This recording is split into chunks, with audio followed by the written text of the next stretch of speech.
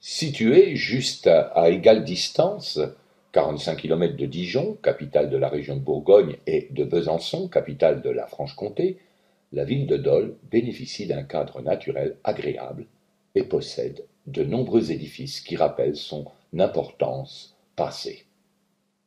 Dole signifie petite hauteur. La ville surplombe en effet la rivière, le Doubs, d'une vingtaine de mètres.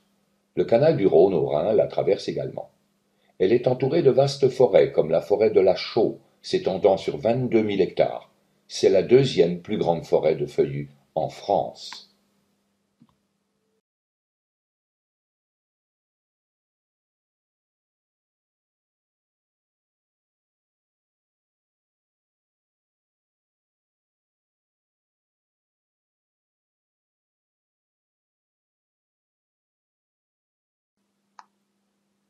Cette ville, qui compte de nos jours 26 000 habitants, est très fleurie, ce qui met en relief le charme de son patrimoine.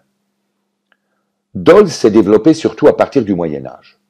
Quant au XIe siècle, le comte de Bourgogne a décidé d'y construire un château pour pouvoir surveiller le passage sur la rivière. Elle est devenue même la capitale de la Franche-Comté au XIIIe siècle, jusqu'au traité de Nimègue en 1678, où elle a été rattachée à la France et où Besançon est devenue nouvelle capitale.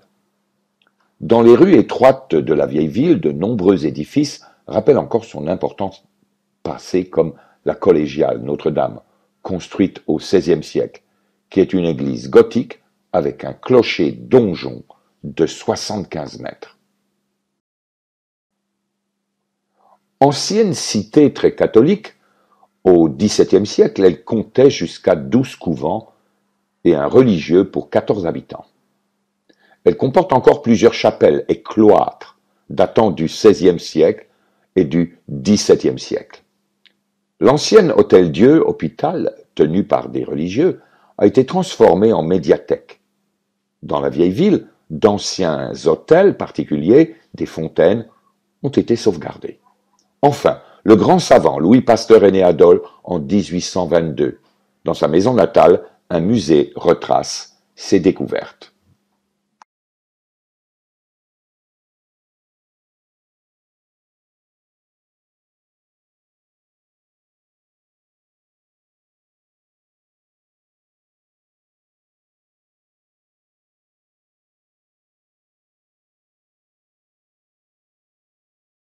Bonjour Yves, est-ce que vous pouvez nous dire ce que vous pensez de la Franche-Comté? Alors moi j'habite dans le Haut-Doubs à Morteau. Je suis né ici, donc j'ai peut-être pas le meilleur regard parce que j'ai voyagé un petit peu en Finlande, un petit peu à l'étranger, mais je trouve que c'est une terre d'accueil qui est très intéressante dans le sens où elle a des paysages très variés entre Besançon, Dole, Morteau, Montbéliard.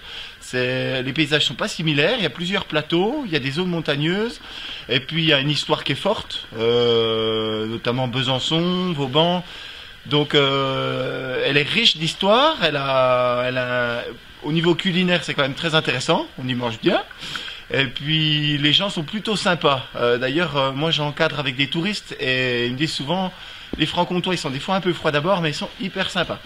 Alors, dans ce sens-là, je trouve que c'est une terre où on se sent bien et en plus il y a du travail par rapport à bien d'autres régions en France, proximité de la Suisse et puis un savoir-faire au niveau de la mécanique. Voilà, donc c'est mon idée à moi. Au niveau négatif, peut-être l'isolement pour certains lieux, notamment dans le secteur peut-être la Haute-Saône, etc. Mais je pense qu'il y a un gros potentiel à développer. Je suis assez positif et optimiste pour la Franche-Comté dans l'avenir. Voilà. Eh bien, je vous remercie beaucoup Yves et bonne continuation. Pour la Franche-Comté dans l'avenir.